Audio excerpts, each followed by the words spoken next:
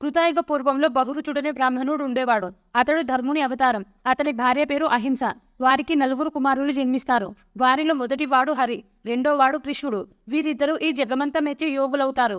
వీరిద్దరి సోదరులే నరనారాయణులు. వీరిద్దరూ బదరికావనం వెళ్లి అక్కడ తపస్సు చేస్తారు. వీళ్ల తపస్సును చూసి ఇంద్రుడు భయంతో వీళ్ల తపస్సును భంగం చేయాలనుకుని అప్సరసలను, మన్మధుడిని, వసంతుడిని బదరికావనానికి పంపిస్తాడు. ఇంద్రుడి ఆదేశంతో అప్సరసలు తమ శృంగార నాట్యంతో, మన్మధుడు తన బాణాలతో, అలాగే వసంతుడు అక్కడి వాతావరణాన్ని మార్చేసిన ఫలితం శూన్యం. నరనారాయణులు ఏమాత్రం చలించలేదు. కొంత సమయానికి వీళ్ళిద్దరూ కళ్ళు తెరిచి, మేము ఇంద్ర పదవికై తపస్సు చేయడం లేదని, ఇదే విషయాన్ని ఇంద్రుడికి చెప్పమని చెప్తారు. అంతేకాక తమ తొడల నుండి ఒక అందాల సుందరిని సృష్టించి ఆమెను ఇంద్రుడికి బహుమతిగా ఇవ్వమని వారికి చెప్తారు. నరనారాయణుల ఉరువుల నుండి పుట్టింది కనుక ఆమె పేరు ఊర్వశి.